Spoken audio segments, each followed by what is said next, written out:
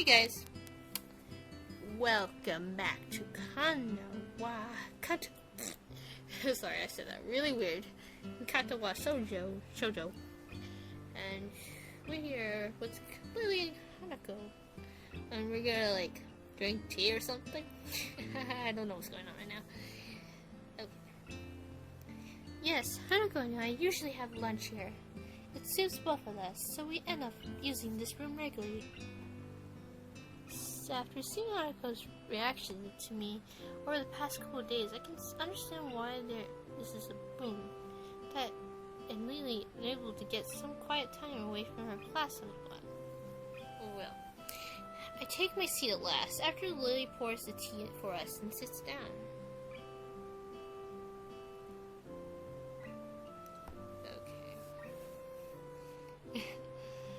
The more time I spend with these two girls, the more I think they're perfect for Misha and Shizune.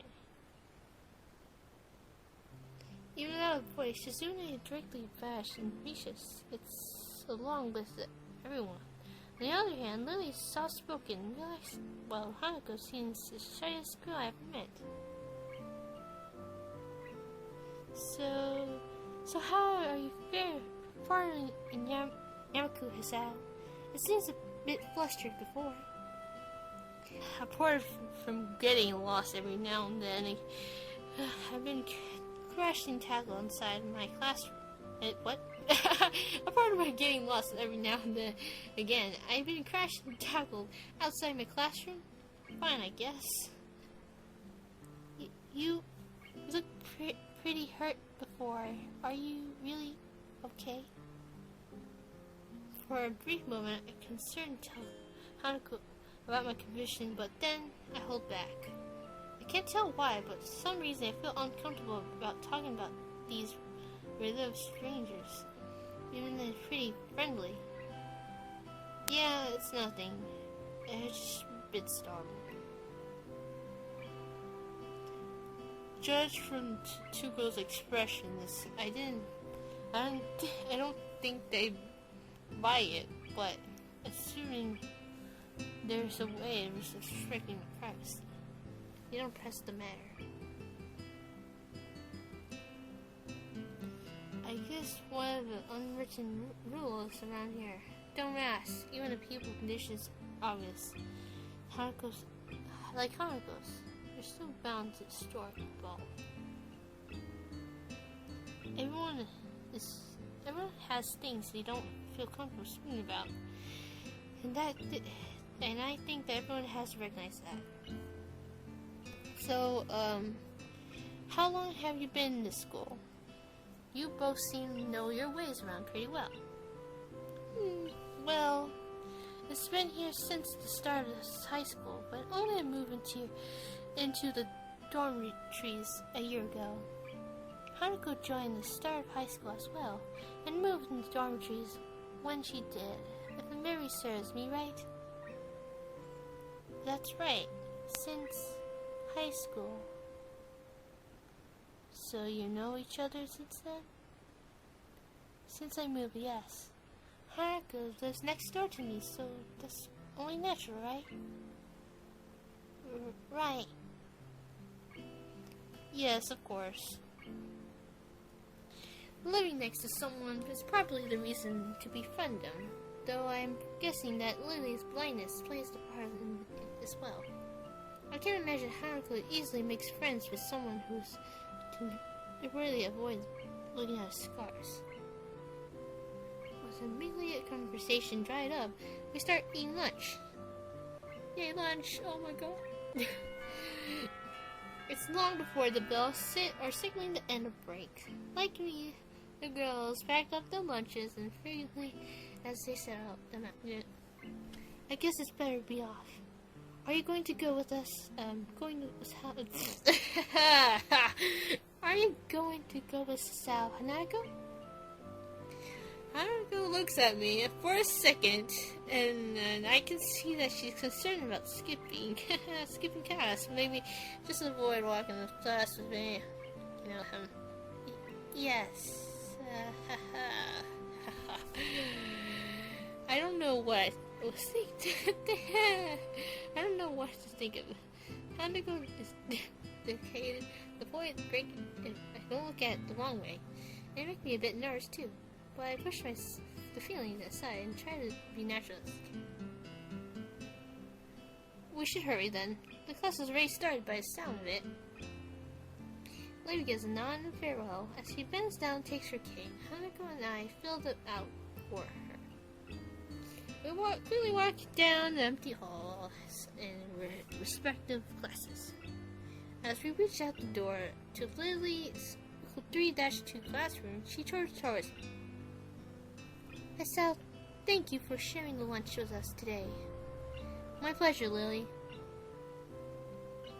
And with that, we part ways and Lily enters the classroom, leaving Hanako and I to making off her own. She still looks like she wants to run away. So, do you really want to go back to the classroom now? Yes. Okay then.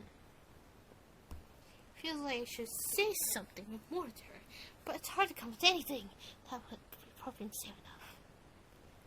Liz was right. The more time we spent out here, there's more explaining we had to do. I opened the rear door to the class and walked in. Oh, hey, whoa. The teacher looks up to me and opens his mouth to say something. However, Hanako follows me and closes the door and simply nods to us to continue his lecture. This is the third time Hanako has her truancy practically ignored. There's definitely something going on here. And we make our way to our seats, and I notice Misha and Shihino both missing as well. Oh no, did he look for me? Oh, they better not look for me. I wonder if this formal informal agreement with the staff, or it's a perk afforded to unique students of the school. I try to make it a little disturbed as I can. I track the relevant textbooks from my bag and start catching up. The class goes on quietly. The teacher seems like an okay person despite the weird first expression I got, and the material is related and interesting. However, the way he teaches is really bizarre. It's as if he expects everyone is a natural genius. When the phone bell sounded, I realized that there is a lot of time left in the day, and I left wondering what to do. It's odd. At the hospital I have 24 hours a day and have free time, but here the feeling is considerably short hours feel difficult. Everyone else leaves, and I'm left alone with the teacher. Morta examines the assignment sheets we worked on earlier, marking them with a red ball pen. I raised my eyes for him safe briefly and noticed me and the furrows on his brow. What is it, Naruka? Oh. I jumped at him, addressing him, and I guess it's natural to spark some conversation since there's nobody else around. Nothing. I was thinking about what to do after school. The teacher slowly put his pen down. Is holding a range of papers with stacks and glanced against the desk twice. He seems very melodramatic for a brief moment and reminds Shizune, but the teacher is more unhurried and relaxed and more routine. Whoa. You have no plans? You have no plans? No, I consider joining a club, but I don't know what kind of job would interest me. Go reserve a meeting of someone else's club. It might be piquing of your interest. I guess. But I don't know how to continue from there. He looks at me and what makes me quickly want to take the words back and avoid the conversation. But I can't, so I had to forge ahead. I just don't know how to deal with people. The other students. I'm talking to the people and everything, so it's not that socially or anything. I just don't know what to think about. The disabilities, it feels like I'm being impolite if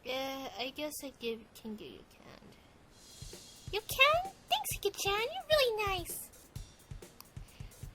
She pauses and does double take and then points at me with her finger and yells, "Ah!" and looks very puzzled. Come to think of it, what's Hika-chan doing here? The class is over. You should be having fun. We just have a little chat, man. Oh no! Is it detention or something? Are you in trouble, Hika-chan? No, I'm not. Is Hika-chan in trouble, teacher? No, he's not. Muchos deeply and feels like he has helped to get her off the teacher's back. So, what do you need? Here's. I'll try to find plywood from somewhere if there's none in the art room. She offers me the note and she's holding it. I take it and hesitate a bit. I said I'd help you, but this is no implication. Whether I join the council or not. Still, thanks, Hika-chan. Try to be quick. We're in a stalled building street now. We must hurry. She bounces out of the class and leaves me and the teacher looking at each other with something feeling like agreement. Well, there you have it, Narka. You have something to do now. Please don't sound so smug. Look at the list with the numbers of items arranged from the paint and plywood, all written in small numbers, neatly handwritten. Undoubtedly Shizune's heavily this side. I'll be going then. I read a long list and plans to the teacher and exit to the hallway, and the classroom closest to ours is assigned belonging to class 3-2 on the right side, and 3-3 on the left side, and each door looking exactly the same. Further down the corridor, still identical doors, are rooms that I didn't think they were used for classes, you know. I guess the art room is not a classroom as such. I carefully pushed open the first door and peeked in. The classroom.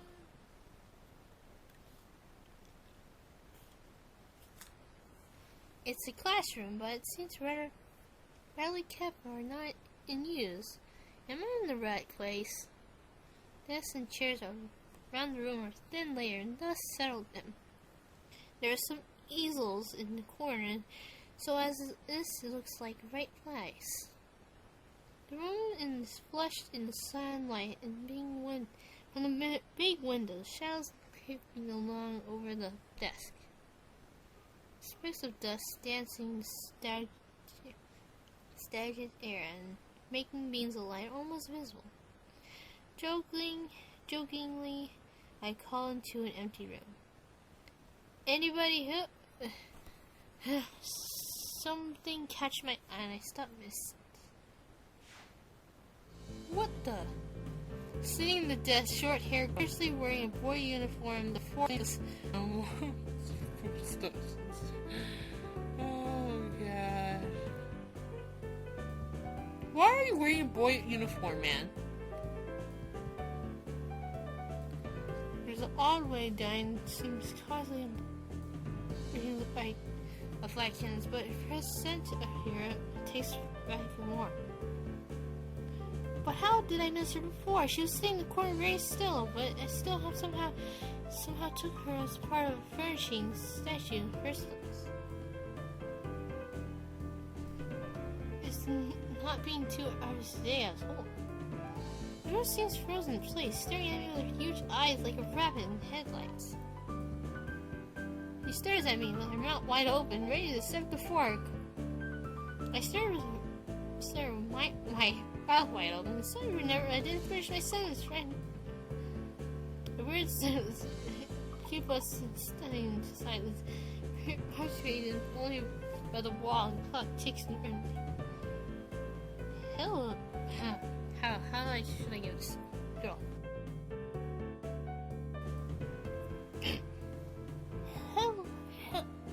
Hello.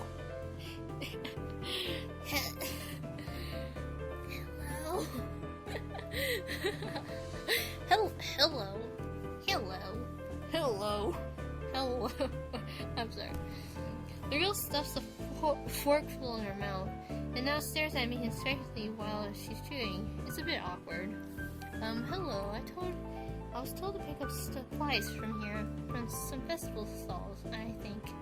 I didn't think there would be Sony here. There isn't. That's why I came here too. She picks up another fork. Does that mean you're here too? Then? She raised her eyebrows as if she was expecting my observation list was false. You're pretty absurd. I guess it does, but who are you? The girl's pretty straightforward. I'm Natika. He's so Natika. I just transferred in on Monday. I'm Rin. Tezuka Rin. Rin Tezuka. I won't shake hands with you, but at least we know who we are now. That's very nice. That pen matter. Talking and making it hard to determine whether she's joking about shaking hands or not. The covers bothers me. Joking about what matters she proves I'm probably out. While I'm trying to figure out the girl's girl is, she seems to have lost interest in me and now gazing nearly at packing her food. Can I continue my lunch? If you don't mind me, I won't mind you. If you need to get my stuff, the supplies are in the back. I'll go right ahead, but lunch, school's already over for the day. What are you, what would you use then? There is no word for a meal you eat after lunch, but before dinner, right? It bothers me much so, but I don't really know what I should say. I don't think you're supposed to eat a meal between lunch and dinner to begin with. But I'm so hungry now, and my delicious box will go wasted otherwise. I have curry and it's very delicious. With my deceivingness, Rin once again picks up the fork in between her toes and with at least more politeness and points straight at me. So Natika, what brings you into this place? Like I said, I was told to look for things. No, the school. I found on the outside you look fine. What's the problem inside? I come to a full stop and open my mouth, but not getting it out. Word out. I can't. I can guess. I'm not good at guessing, but then better than most people. Rin cuts me off before I can answer a question or skirt around. I don't know which would. I froze in front of the situation again. I haven't told anyone about my condition, or maybe only because hasn't come up. I don't get the feeling I'm not making mistakes, but it's part of the situation up here, as the teacher said. I wonder if people could relate. Probably any normal people could. I can relate to Suzune's circumstances or Lily's either. Actually, while I go through this in my head, Rin keeps considering what my condition could be, but with overly competitive look in her face. She pushed her fork between her lips and leaned back to look at the ceiling as if answers were not there. The beam of light illuminates of her face and the window side and creates a massive dark shadow on the other side. I don't think anything I don't think it's anything in your head, but it's something in your guts. But boringly or originally like this lunch of mine, it's less delicious. The problem must be in your pants. What? Did you just say the problem must be my problem? The mess of Sherlock Holmes. This kind of statement should like the text was delivered and catch me completely off guard. I think that'd be really magnificently last one astonishment. So I was right. There's something wrong with your tech. Your tackle isn't there. What? They're still practically in shock, but I realized they need to replace something. I spit out the worst thing I can think of. No, it's not like that. I have a heart problem. It's rhythmia. I said it. More blurred out, but I said it. They're going for me. First her lips together and glows around me. Look like very disappointing. How boring. Showing the pants would be much more soundlicious. What? What is with this reaction? I'm sorry to let you down. I forgive you. I just collect people in persons with, but you know the kind of problem wouldn't be really great. Collect people. People with different problems.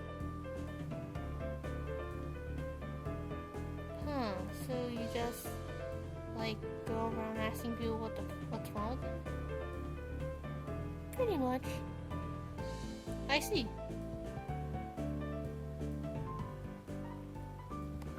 Well, Lucy, Ren resumes her lunch and conversation dies away, but I think it's about... I keep thinking about what was said. The first I told anyone about my condition,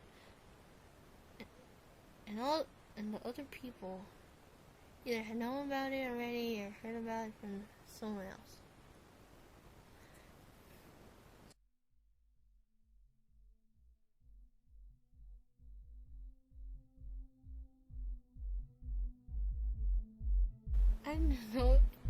I know about it like every other student here so far. Should I have told them that there's reductions and accept me.